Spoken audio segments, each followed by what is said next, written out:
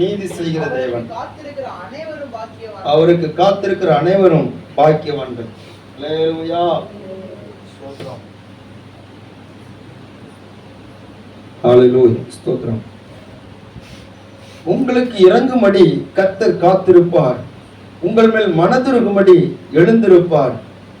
கர்த்தர் நீதி செய்கிற தேவன், அவருக்கு காத்திருக்கிற அனைவரும் பாக்கியவான்கள். அன்பான தேவனுடைய பிள்ளைகளே, இந்த நாளிலே காத்திருக்கும் கர்த்தர் என்கிற தலைப்பிலே ஆண்டவருடைய வார்த்தையை நாம் தியானிக்க போகிறோம். வேதத்தில் அநேக இடங்களிலே நாம் பார்க்கும்போது கர்த்தருக்கு காத்திருக்க வேண்டிய அநேக விஷயங்களை நம்ம படிக்கிறோம், பார்க்கிறோம், கேட்கிறோம், நம்ம அதுக்கு பிரயாசப்படுகிறோம். நீ கர்த்தருக்கு காத்திரு, அவருடைய வாழ்க்கையிலே பெரிய மாற்றங்களை தருவார். நீ கர்த்தருக்கு காத்திரு, அவர் உன்னை பலனை செய்வார். நீ கர்த்தருக்கு காத்திரு, அவர் உன்னுடைய இருதயத்தை ஸ்திரப்படுத்துவார். நீ கர்த்தருக்கு காத்திரு, சிறப்பானது தருவார் என்று சொல்லி அநேக வார்த்தைகளை நாம் கேட்டுக்கொண்டிருக்கிறோம். ஆனா இந்த நாளிலே நமக்காக கர்த்தர் காத்திருக்கிறார், நம்மை போல ஆண்டவரும் காத்திருக்கிறார் என்கிறதை நாம் உணர்ந்து கொள்ள வேண்டிய கட்டாயம் நமக்கு இருக்கிறது. அன்பானவர்களே, இந்த இடத்துல பார்க்கும்போது ஆண்டவருடைய அன்பையும் அவருடைய மனதுருக்கத்தையும் இந்த வசனம் நமக்கு எடுத்து காட்டுகிறது. என்ன சொல்லப்பட்டிருக்கிறது? உங்களுக்கு இறங்கும்படி கர்த்தர் காத்திருப்பார். அல்லேலூயா. வானத்தை பூமி படைத்த கர்த்தர் மனிதனுக்காக காத்திருக்கிறார். அவரால் படைக்கப்பட்ட ஒரு மனிதனுக்காக காத்திருக்கிறார். அன்பானவர்களே, நாம் கர்த்தரை ஆராதிக்க வருகிறோம், ஸ்தோத்திரம். ஆனால் நம்முடைய ஆண்டவர் மிகவும் பெரியவராக இருக்கிறார். அவர் வானத்தை பூமி படைத்த கர்த்தர், சர்வ வல்லமுள்ள தேவன். அவரால் கூடாத காரியம் ஒன்றுமே இல்லை. அவரே நம்முடைய தகப்பன், அவரே நம்மை உருவாக்கினவர், ஸ்தோத்திரம். அவர் சகல சிருஷ்டிக்கும் எஜமானனாக இருக்கிறார். அந்த எஜமானனாகிய தேவத்தை, அந்த ஸ்தோத்திரம், அந்த சிருஷ்டி கர்த்தராகிய தேவனை ஆராதிக்க வருகிற போது நாம் அநேக நேரத்துல ஸ்தோத்திரம் நேரத்துக்கு சரியாக நம்ம அட்டன் பண்ண முடிய மாட்டேங்குது. ஏதாவது ஒரு வேலை நமக்கு நேரத்தை போக்கி விடுகிறது. ஆனால் நாம் கூடி வரும் முன்னே கர்த்தர் நமக்காக காத்திருக்கிறார். அல்லேலூயா. முந்தின நாட்கள்ல எல்லாம் ஸ்தோத்திரம் ஆராதனை 10 மணிக்கு சொன்னா அல்லது 9 மணிக்கு சொன்னா அதுக்கு முன்னாடியே மக்கள் என்ன சொல்லுவாங்க, இருந்து ஜெபிக்க ஆரம்பித்து விடுவார்கள். ஸ்தோத்திரம். நான் தலைமை சபையில உதவி ஊழியரா இருந்த போது அங்குள்ள மக்கள் அப்படித்தான் இருந்தாங்க. ஸ்தோத்திரம். 9:30 மணிக்கு ஆராதனை சொன்னா நிறைய பேர் 8:30க்கே வந்துருவாங்க, 8:45 வந்துருவாங்க, தூரத்துல இருந்து வந்துருவாங்க, பக்கத்துல இருந்து வந்துருவாங்க. அதுக்கு முன்னாடி ஒரு ஆராதனை நடக்கும், அதுக்கு முன்னாடி ஒரு ஜெபம் நடக்கும். எல்லாரும் தங்களை ஆயத்தப்படுத்திட்டே இருப்பாங்க. அல்லேலூயா.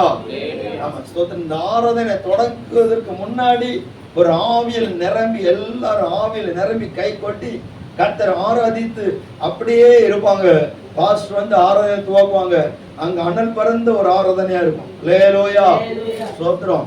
கர்த்தருடைய நாமப்படுவதாக. ஆனா நாட்கள் போக போக ஸ்தோத்திரம் அந்த அனுபவங்களை பார்ப்பது அரிதாக இருக்கிறது.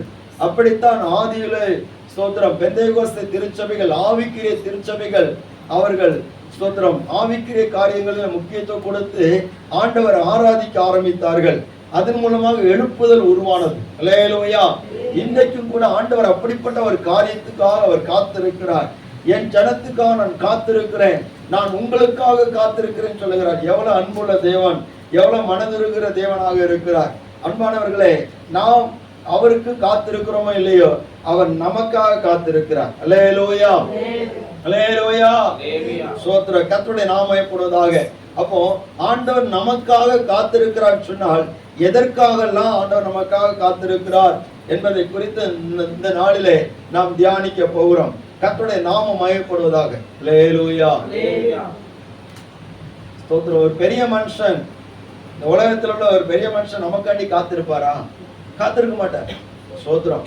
அரசியல் கூட்டங்கள்லாம் வருது, அவர் வர முன்னாடி மற்றவங்க தான் அவங்களுக்காண்டி சொல்வாரு, காத்திருப்பாங்க. ஸ்தோத்திரம். நேற்றைக்கு ஒரு கூட்டம் நடந்துச்சு, கூட்டம் இல்லை, ஸ்தோத்திரம். ஒரு இடத்துல ஒரு கூடுகை நடந்துச்சு. அவன் வரதுக்கு முன்னாடி மக்கள்லாம் விடியக்கு முன்னாடி பல மணி நேரத்துக்கு முன்னாடி பெரிய கூட்டம் கூடி நிற்கிறாங்க. கேட்டாச்சுன்னா வருவாரு பார்க்கலாம் அப்படின்னு. அல்லேலூயா, ஸ்தோத்திரம். இதே போலதான் நடக்குது. முந்தின நாளே வந்துருவாங்க, எப்படியாவது காத்து கிடக்குறாங்க. அந்த அழிந்து போகக்கூடிய மனிதனுடைய முகத்தை பார்ப்பதற்கு. ஆனால் நித்திய தேவனை ஸ்தோத்திரம் பார்ப்பதற்கு நாம் இன்னும் நம்முடைய வாஞ்சையும் வைராக்கியமும் பெருக வேண்டியதாக இருக்கிறது. அல்லேலூயா, ஸ்தோத்திரம். அழிந்து போகிற மனிதனை பார்ப்பதற்காக அநேகர் காத்திருக்கிற போது அழிந்து போகிற மனிதனுக்காக அவர் காத்திருக்கிறார். எப்பொழுது என் பிள்ளையை நான் பார்க்க முடியும், எப்பொழுது என்னுடைய ஜனத்துக்கு நன்மை செய்ய முடியும், எப்பொழுது என்னுடைய ஜனத்துக்காக நான் மனதுருக முடியும் சொல்லி அவர் காத்து கொண்டிருக்கிறார். அல்லேலூயா. வேத புஸ்தகத்துல ஆண்டவர் எதற்கெல்லாம் காத்திருந்தார் என்று சொல்லி நம்ம பார்க்கிற போது ஆதியாகமத்தின் புஸ்தகத்தை எடுத்துக்கொள்ளுங்கள், 3வது அதிகாரம் 8வது வசனம்.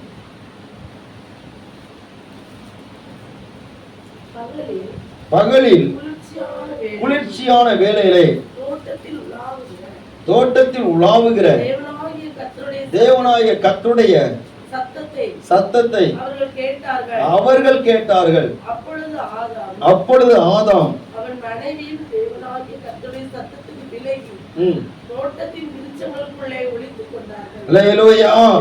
பகலில் குளிர்ச்சியான வேளையிலே தோட்டத்தில் உலாவுகிற தேவனாகிய கர்த்தருடைய சத்தத்தை அவர்கள் கேட்டார்கள். அப்பொழுது ஆதாமும் அவன் மனைவியும் தேவனாகிய கர்த்தருடைய சந்நிதிக்கு விலகி தோட்டத்தின் விருட்சங்களுக்குள்ளே ஒளித்து கொண்டார்கள் என்று சொல்லி நம்ம பார்க்கிறோம். அன்பானவர்களே, அவர் மனிதனோடு உலாவும்படியாக காத்திருக்கிறார். இங்கே ஸ்தோத்திரம், ஏதேன் என்கிற தோட்டத்திலே ஆதாமும் ஏவாளும் வைக்கப்பட்டிருந்த அந்த நேரத்திலே ஸ்தோத்திரம், பிசாசானவன் சர்ப்பத்தின் ரூபத்தில் வந்து அவர்களை வஞ்சித்து பாவத்துக்கு உட்படுத்தின போது அவர்களால் தேவ சமூகத்திலே நிற்க முடியாதபடிக்கு விலகி போனார்கள். ஆனால் அந்த இடத்துல வழக்கம் போல ஆண்டவர் அவர்களோடு சம்பாஷிக்கும்படியாக, அவர்களோடு உறவாடும்படியாக, அவர்களோடு உலாவும்படியாக ஆண்டவர் வந்து காத்திருக்கிறார். அல்லேலூயா, அல்லேலூயா, ஸ்தோத்திரம். காத்திருக்கிறார், தேடி பார்க்கிறார், கூப்பிடுகிறார், ஆதாமே நீ எங்கே இருக்கிறாய்? அவருடைய சத்தம் ஏதேனில் உள்ள எல்லா பகுதிகளிலும் கேட்கிறது. ஸ்தோத்திரம். அவருடைய சத்தம் ஏதேனுள்ள எல்லா பகுதிகளிலும் கேட்கிறது. அவர் ஒரு இடத்துல இருந்து கூப்பிடுகிறார், அந்த சத்தம் கேட்கிறது. அப்பொழுது ஆதாம் தன்னுடைய இருப்பிடத்திலிருந்து சொல்லுகிறான், என்ன சொல்லுகிறான்? ஸ்தோத்திரம், நான் தேவரீருடைய சத்தத்தை தோட்டத்திலே கேட்டு நான் நிர்வாணியாய் இருப்பதினால் பயந்து ஒளித்து கொண்டேன் என்று சொல்லுகிறான். அல்லேலூயா. இன்னைக்கு ஆண்டவர் நமக்காக காத்திருக்கிறார். எதுன்னு சொன்னா, நம்மோடு உலாவும்படியாக, நம்மோடு நடக்கும்படியாக, நம்மோடு உறவாடும்படியாக, நம்மோடு சம்பாஷிக்கும்படியாக அவர் காத்திருக்கிறார்.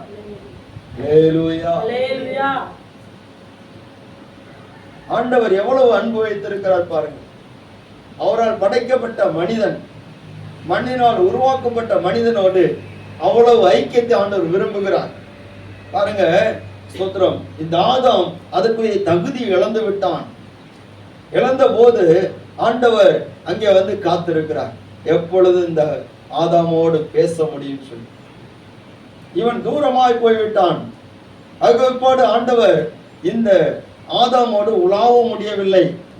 அப்போ கர்த்தருக்கு நமக்கு ஒரு உறவு இருக்கிறது, கர்த்தருக்கு நமக்கு ஒரு ஐக்கியம் இருக்கிறது. ஆண்டவருடைய பிள்ளைகள், அவரால் ரட்சிக்கப்பட்ட தேவ பிள்ளைகள், அவரால் சிருஷ்டிக்கப்பட்ட தேவ பிள்ளைகள் ஒவ்வொரு நாளும் ஸ்தோத்திரம் அவரோடு ஐக்கியம் உள்ளவர்களாக சம்பாஷிக்கிறவர்களா இருக்கணும். அல்லேலூயா. தேவ மனுஷன் பாடுறாரு, என்ன சொல்லி, எனக்கு நேரம் கிடைக்கும் போதெல்லாம் நான் இயேசுவோடு நான் பேசுவேன், அவர் பேசுவாரு, நான் பேசுவேன், நான் பேசுவேன், அவர் பேசுவாரு, ரெண்டு பேரும் சம்பாஷிப்போம். அல்லேலூயா. எனக்கு நேரம் கிடைக்கும் போதெல்லாம் என் இயேசுவோடு நான் பேசுவேன். எனக்கு நேரம் கிடைக்கும் போதெல்லாம் என் இயேசுவோடு நான் பேசுவேன். நான் பேசுவேன், அவர் பேசுவார். நான் பேசுவேன், அவர் பேசுவார். இருவரும் சந்தோஷிப்போமே.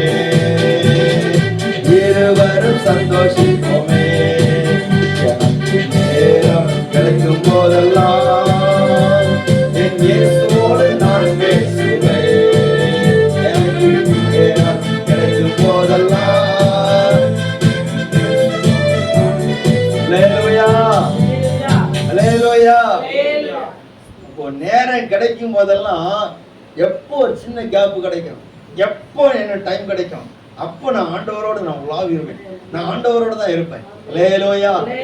ஒரு வயசான ஐயாவை போய் நானும் ஊழியக்காரமாவும் போய் பார்க்க போனோம். அவர்கிட்ட போய் கேட்டோம். அந்த அம்மா கேட்டாங்க, சுந்தரம் ஐயா எப்படி இருக்கீங்க? சொன்னார், நாங்க ராம்நாட்டில் இருக்கும்போது கத்தரோடு இருந்தேன், காஞ்சிரங்கோட்டில் இருக்கும்போது கத்தரோட தான் இருக்கிறேன். அல்லேலூயா. அங்க இருந்தாலும் கத்தரோட தான் இருப்பேன், இங்க இருந்தாலும் கத்தரோட தான் இருப்பேன்.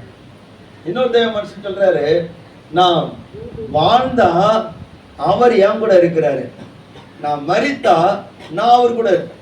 அல்லேலூயா. சோத்திரம். நான் இங்க இருந்தா அவர் என் கூட இருப்பாரு, நான் அங்க இருந்தா நான் அவர் கூட இருப்பேன். இதுதான் அவரோடு வைக்கிற உறவு. சபை அவரோடு உறவு வைக்கணும், அவரோடு உலாவணும், அவரோடு ஐக்கியம் வைக்கணும். அவருக்கு நமக்கு ஒரு தொடர்பு எப்பொழுது இருந்துகிட்டே இருக்கணும். அல்லேலூயா. அதற்காக அவர் காத்து கொண்டிருக்கிறார். நம்மோடு பேசும்படியாக, நம்மோடு அவர் ஐக்கியம் கொள்ளும்படியாக, நம்மோடு நடக்கும்படியாக அவர் காத்து கொண்டிருக்கிறார். அவர் நம்ம கூட நடக்கிறது தான் நமக்கு பாதுகாப்பு. அல்லேலூயா. அல்லேலூயா. அவர் நம்ம கூட இருக்கிறதா நமக்கு சந்தோஷம், அவர் நம்ம கூட இருக்கிறதா நமக்கு பாக்கியம். ஸ்தோத்திரம். அவர் இல்லைன்னு சொன்னா நம்ம வாழ்க்கை வெறுமை. அன்னைக்கு ஸ்தோத்திரம், காத்திருக்கிறவருக்கு முன்னாடி வராதபடிக்கு விலைக்கு போனவங்களுக்கு பயம் வந்தது, துக்கம் வந்தது, வேதனை வந்தது, அன்னிலிருந்து சாபம் பிடிச்சு. அல்லேலூயா. ஸ்தோத்திரம். நிறைய பேர் ஆண்டவரை விட்டுட்டு போயிறாங்க. ஸ்தோத்திரம். கர்த்தரோடு உள்ள ஐக்கியத்தை விட்டுட்டு போயிறாங்க. அப்படி போகக்கூடாது. ஆண்டவர் மனுஷர் மத்தியிலே தம்முடைய வாசஸ்தலத்தை ஸ்தாபிக்க விரும்புகிறார். அவர் அதற்காக காத்து கொண்டிருக்கிறார். அல்லேலூயா. ஸ்தோத்திரம். பாருங்க, ஆண்டவர் அடுத்த ஆதாமோடு உலாவுகிறதுக்கு முடியாதபடினாலே ஆதாமை விட்டு விலகினார். ஆனால் இரண்டாவது இன்னொரு மனுஷனோடு உலாவுகிறார். பாருங்க, 5வது அதிகாரம், ஆதியாகமம் 5வது அதிகாரம் 24 வசனம்.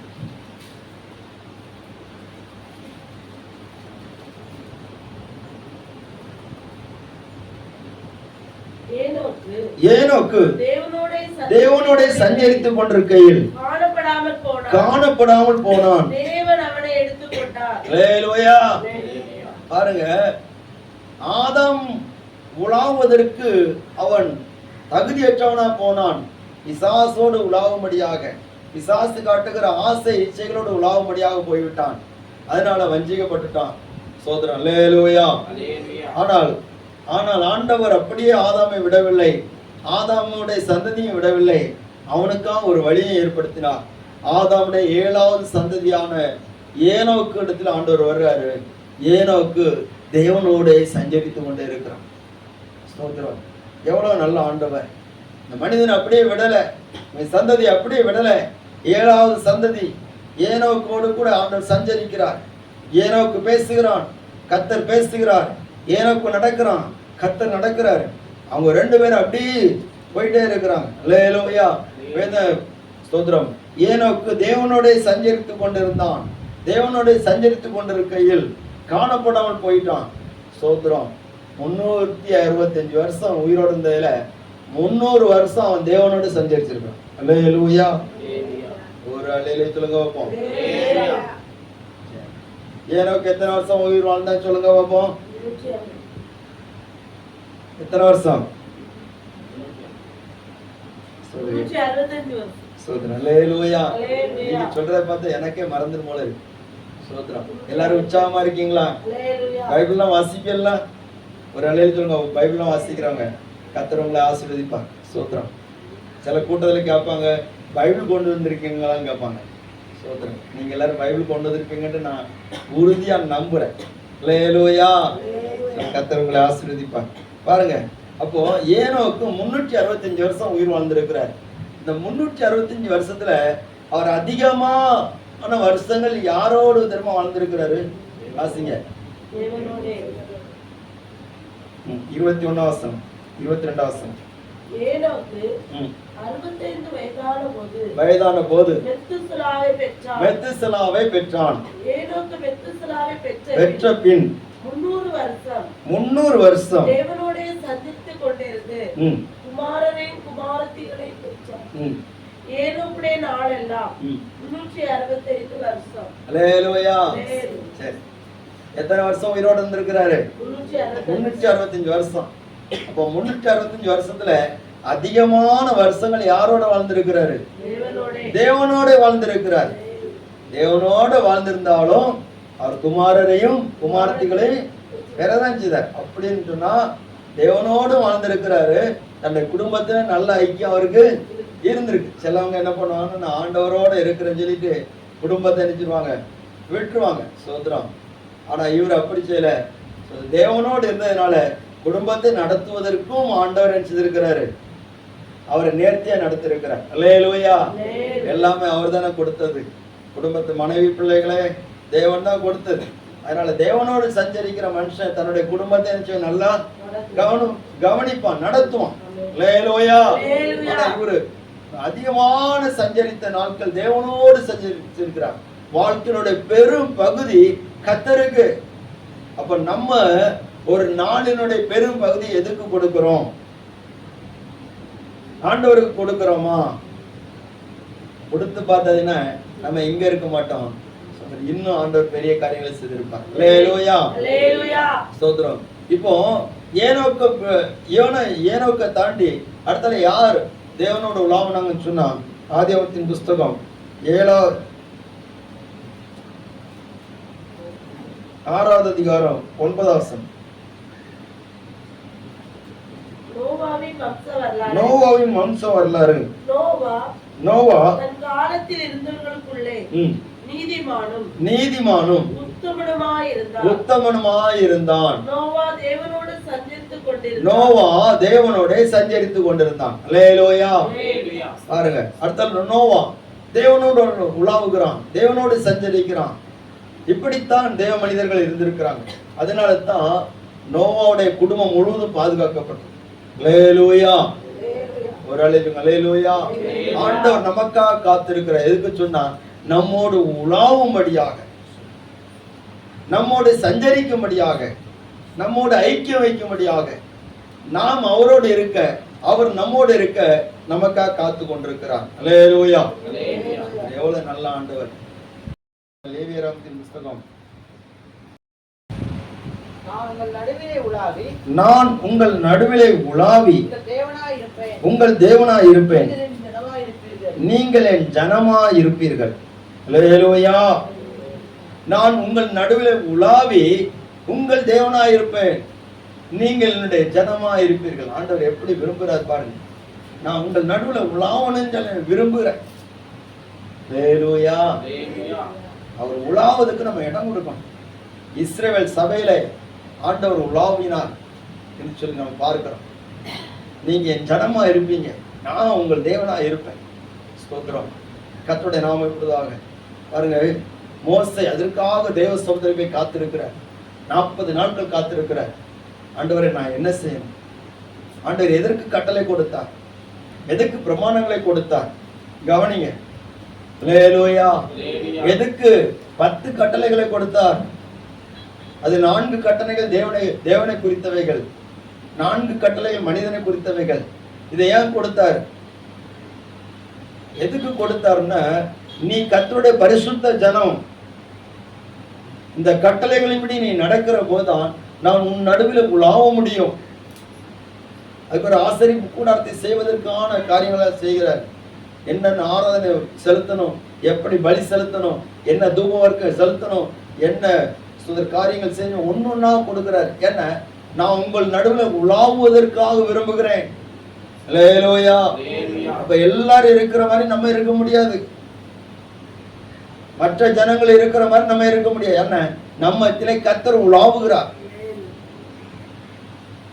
ஸ்தோத்திரம். உபாகமத்தின் புஸ்தகம் 23வது அதிகாரம் 14வது வசனம். 14.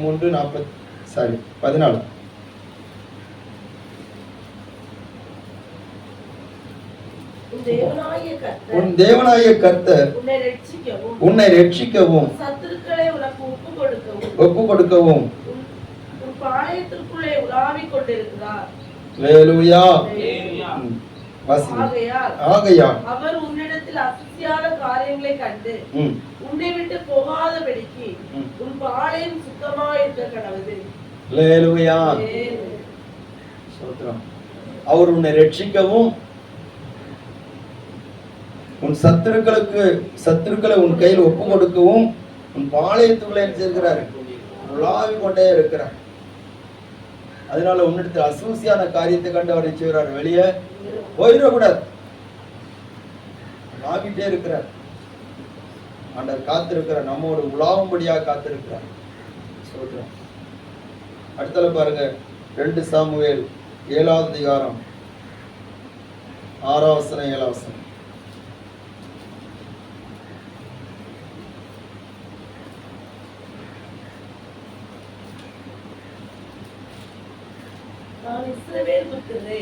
நான் இஸ்ரவேல் புத்திரரை எகிப்திலிருந்து புறப்பட பண்ணின நாளிலே நாள் முதற்கொண்டு இந்நாள் வரைக்கும் ஆலயத்திலே வாசம் பண்ணாமல் கூடாரத்திலும் வாசஸ்தலத்திலும் உலாவினேன். மேய்க்கும்படி கட்டளையிட்ட இஸ்ரவேல் கோத்திரங்களில் ஒரு கோத்திரத்தையாவது நோக்கி, நீங்கள் எனக்கு கேதுரு மரத்தால் செய்யப்பட்ட ஆலயத்தை கட்டாதிருக்கிறது என்ன என்று நான் இஸ்ரவேல் புத்திரருக்குள் உலாவி வந்த எவ்விடத்திலாவது யாதொரு வார்த்தையை சொல்வது உண்டோ? அல்லேலூயா. ஆண்டவர் தாவீதிடத்திலே நாத்தான் தீர்க்கதரிசியை கொண்டு சொல்லுகிறார். தாவீதுக்கு ஒரு ஆசை. என்ன ஆசைன்னு, ஆண்டவருக்கு நினைச்ச ஆலயம் கட்டணும். இதை பார்த்தோன்னு ஆண்டவருக்கு ரொம்ப சந்தோஷமாயிடுச்சு. சந்தோஷமாயிட்டா என்ன, சந்தோஷமாயிட்டு. ஏன்னு சொன்னா சோத்திரம், இதுக்கு முன்னாடி இருந்த சவுலுக்கு அந்த ஆசை வரல, நியாயாதிபதிகளுக்கு அந்த ஆசை வரவே இல்லை. ஆனா இந்த தாவீதுக்கு அவனுக்குள்ள ஒரு எண்ணம் வருது. என்னென்ன, நான் இருக்கிறத அந்த மாளிகை வீட்டில் நான் இருக்கிறேன், சோத்திரம். ஆனா என் தேவனுடைய கூடாரம் எங்க இருக்குது? என் தேவனுடைய பெட்டி கூடாரத்துக்குள்ள இருக்குது. நான் இந்த மாளிகையில இருக்கிறேன், அரண்மனையில இருக்கிறேன், எல்லா சொகுசா எனக்கு இருக்குது, ஒரு குறைவு இல்லை. ஆனா தேவனுடைய காரியங்கள் பாழாய் கிடக்கிறது, குறைப்பட்டு கிடக்கிறது. அதனால நான் இந்த மாளிகையில் இருக்கிறதுனால சோத்திரம், தேவனுடைய பெட்டி இப்படி இருக்கலாமா என்று சொல்லி அவனுக்குள்ள ஒரு தீர்மானம் பண்ணனான். என்ன தீர்மானம்னா, கர்த்தருக்கு ஆலயத்தை கட்டுற வரைக்கும் நான் கட்டல படுக்க மாட்டேன். அல்லேலூயா. சோத்திரம் 89ஆம் சங்கீதத்துல இருக்கு பாருங்க. அப்ப அப்படிப்பட்ட தீர்மானங்களை எடுத்தான். ஆண்டவர் பார்த்தாரு, இவன் நான் உலாவுவதற்காக ஆலயத்தை கட்டும்படியான விருப்பம் இவனுக்குள்ள இருக்குது. ஸ்தோத்திரம். இதுக்கு முன்னாடி நான் கூடாரங்களை உலாவி இருக்கிறேன், வாசஸ்தலத்துல உலாவி இருக்கிறேன். ஆனா யாரை பார்த்து நான் ஆலயத்தை கட்டுன்னு சொல்லி நான் சொல்லவே இல்லை. யாரும் என்னிடத்துல ஆலயத்தை கட்டணும்னு சொன்னது கிடையாது. ஆனா தாவீது கர்த்தர் வாசம் பண்ணுவதற்கு, கர்த்தர் உலாவுவதற்கு ஒரு ஆலயத்தை கட்டுன்னு சொல்லிட்டான்னு சொல்லி ஆண்டவருக்கு ரொம்ப சந்தோஷம். அல்லேலூயா. ஆண்டவர் இந்த ஆலயத்தை கட்டணும்னு சொல்லிட்டு விருப்பம் கொண்ட அவனுக்கு கர்த்தர் அவனுக்காக ஒரு வீட்டை கட்டினான். சோதர், நீ ஆலயத்தை கட்டினா உனக்கான வீட்டை கர்த்தர் கட்டுவான். அல்லேலூயா. சோதரம். இன்னைக்கும் தாவீது மரித்து போனாலும் தாவீதுடைய பேர் இன்னைக்கு நிக்குன்னு சொன்னா ஆலயத்தை கட்டினதுனால, ஆண்டவருக்கு ஆலயத்தை கட்டினதுனால. அப்போ நம்ம இந்த உலகத்தை விட்டு போனாலும் நம்ம கர்த்தருக்காக செய்கிற ஒவ்வொரு காரியங்களும் நமக்கு பிரயோஜனமா இருக்கும். நம்முடைய பெயரை சொல்லும். அல்லேலூயா. பரலோகத்திலையும் சொல்லும், பூமியிலையும் சொல்லும். நம்ம கொஞ்ச நாள் இருந்துட்டு போயிடுவோம். ஆனா சோதர, செத்தவனை போல மறக்கப்பட்டேன் என்கிற அந்த வார்த்தையின்படி நம்ம எல்லாரும் மறக்கப்பட்டு போனாலும் நம்ம கர்த்தருக்காக எது செய்யறோமோ அது மறக்கப்பட்டு போகாது. பரலோகம் அதை நினைவு கூர்ந்து கொண்டே இருக்கும். அல்லேலூயா. நான் உலாவுவதற்காக நீ ஆலயத்துக்காக இதை செய்தாய். இந்த தாவீதுக்கு இருந்த வாஞ்சை என்னென்ன, சுத்திர, எனக்கு எல்லா சௌகரியமும் இருக்குது, ஆனா கர்த்தருடைய பெட்டி கூடாரத்துக்குள்ள இருக்கிறதே. ஸ்தோத்திரம். நம்ம வாழை செட்ல கூட்டம் நடத்தும் போது நாங்க இருந்தது ஒரு மாளிகை, ஒரு மாடி வீட்டுல உட்கார்ந்துருந்தோம், காங்கிரீட் போட்ட வீட்டுல இருந்தோம். ஒவ்வொரு நேரமும் கூட்டம் நடத்த வரும்போது மனசுக்குள்ள ஒரு துக்கம் இருக்கும். ஆண்டவரே, ஸ்தோத்திரம். அல்லேலூயா. ஸ்தோத்திரம். உம்முடைய ஆராதனை ஓலை குடிசையில் நடக்கிறது. மழை வந்தாச்சுன்னு ஒழுகுது. ஸ்தோத்திரம். ஆனா நாங்க இந்த காங்கிரீட் போட்ட வீட்டுல மழை வந்தாலும் ஒரு சொட்டு தண்ணி விழாதபடிக்கு நாங்க இருக்கிறோம் என்கிற மனசுக்குள்ள வேதனை இருந்துட்டே இருந்துச்சு. தாவீது சொன்ன போல, ஆண்டவரே உம்முடைய பெட்டி கூடாரத்துக்குள்ள இருக்குது, நாங்க மச்சி பாவப்பட்ட வீட்டுல இருக்கிறோமே. ஸ்தோத்திரம். அல்லேலூயா. ஒரு அழைப்பு அல்லேலூயா. ஸ்தோத்திரம். அந்த வேதனை இருந்துகிட்டே இருக்கும். ஸ்தோத்திரம். நம்ம வீடு கட்டுற தப்பு கிடையாது.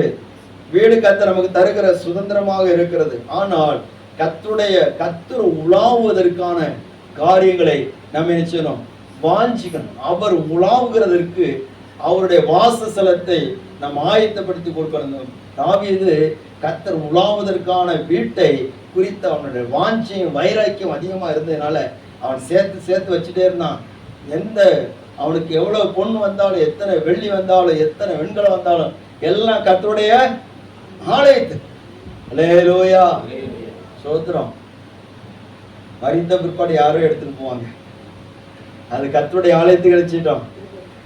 பயப்படும். அல்லேலூயா. இவங்க கொடுத்ததை பார்த்து மற்றவங்களுக்கு கொடுக்க ஆரம்பிச்சுட்டாங்க. அப்ப ஆண்டவர் உலாவன், அவர் உலாவி வரணும், அவர் கிரியை செய்யணும். அதற்காக அவன் செய்கிறான். அப்ப கர்த்தரோடு சஞ்சரிக்கிற மனுஷன் ஆண்டவருக்கு என்ன செய்யணும் அதுக்காக பிரயாசப்படுவோம், அதுக்காக கவலைப்படுவோம். அல்லேலூயா. நம்ம கவலை எல்லாம் இந்த உலகத்துக்குரியதா இருக்கக்கூடாது. அடுத்த பாருங்க, 2 கொரிந்தியர் புஸ்தகம் 6ஆம் அதிகாரம் 16ஆம் வசனம்.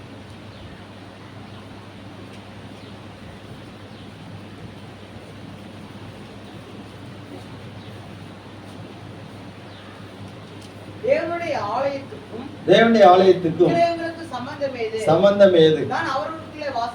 நான் அவர்களுக்குள்ளே வாசம் பண்ணி அவர்களுக்குள்ளே உலாவி அவர்கள் தேவனாய் இருப்பேன், அவர்கள் என் ஜனமாய் இருப்பார்கள் என்று தேவன் சொன்னபடி. அல்லேலூயா. நான் அவர்களுக்குள்ளே உலாவி அவர்கள் தேவனாய் இருப்பேன் சொல்லி இருக்கிறார். அசுத்தமானதை தொடாதிருங்கள் சொல்லப்பட்டிருக்கிறது. அல்லேலூயா. அப்ப நம்ம மத்தியில அவர் உலாவன்னு சொன்னா அசுத்தமானதை தொடக்கூடாது. பிரிய வேண்டியவங்களை விட்டு பிரிஞ்சிடும். ஸ்தோத்திரம். இன்னொரு முக்கியமான வார்த்தை இருக்கிறது. தானியேலின் புஸ்தகம் 3ஆம் அதிகாரம் 15ஆம் வசனம் 25ஆம் வசனம். தானியேல் 3:25. அதற்கு அவன் 4 பேர் விடுதலையாகி அக்கினியின் நடுவிலே உலாவுகிறதை காண்கிறேன். அவர்களுக்கு ஒரு சேதமும் இல்லை. 4ஆம் ஆணின் சாயல் தேவபுத்திரனுக்கு ஒப்பாய் இருக்கிறது என்றார். கரங்களை தட்டி கர்த்தரை மகிமைப்படுத்துங்க. அல்லேலூயா. ஸ்தோத்திரம். ஆண்டவர் உலாவுவதற்கு எந்த இடம் தடை கிடையாது. தேவ பிள்ளைகளோடு உலாவுவதற்கு சோதனை வந்தா கூட, போராட்டம் வந்தா கூட அந்த இடத்துல ஆண்டவர் அவங்க கூட உலாவுகிறார். அல்லேலூயா. நான் தான் தனியா சாதிக்கிறேன் அப்படின்னு சொல்லி நினைக்க கூடாது. நம்ம கூட உலாவி நம்மளை சாதிக்க வைக்கிற ஒருத்தர். ஸ்தோத்திரம். பாருங்க, இந்த 3 பேர் அக்கினிக்குள்ள போடப்பட்டாங்க. இந்த 3 பேர் போடப்பட்டதுனால 3 பேருக்கும் யாரால் கனம் வந்தது தெரியுமா?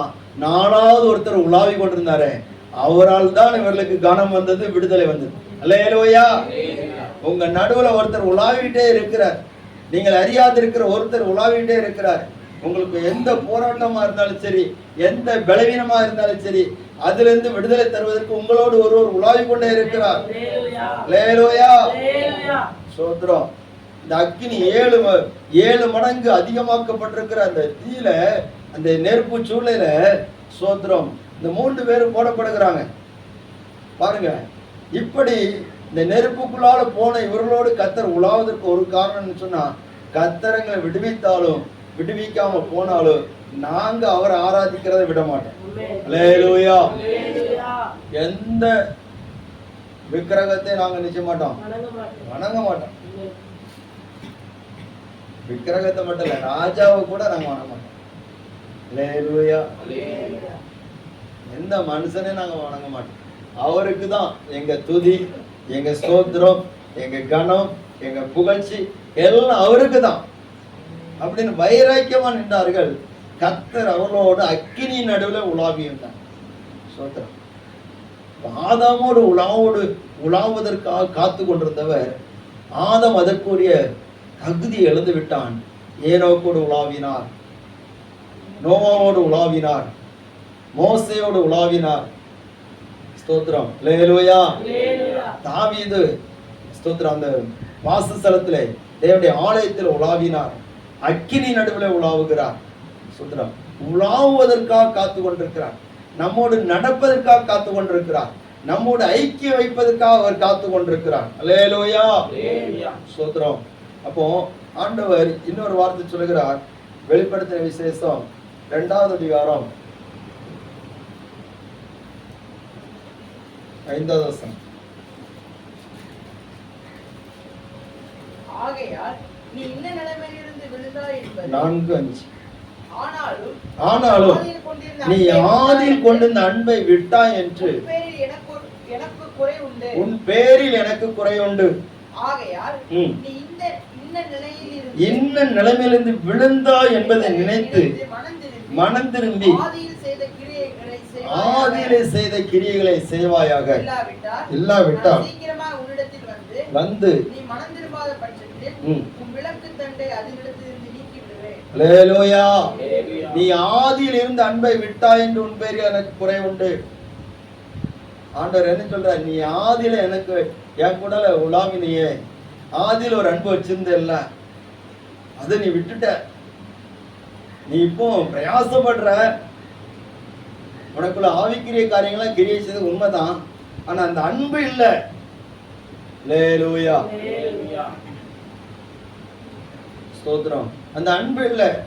ஆவிக்கிரிய வரங்கள்லாம் உனக்குள்ள கிரியை செய்து, வெளிப்பாடு வரம் கிரியை செய்து, தீர்க்க தரிசன வரம் கிரியை செய்து, யாரும் உன்ட பொய்யெல்லாம் சொல்ல முடியாது, நல்ல கரெக்டா நீ தூக்கிடுவ.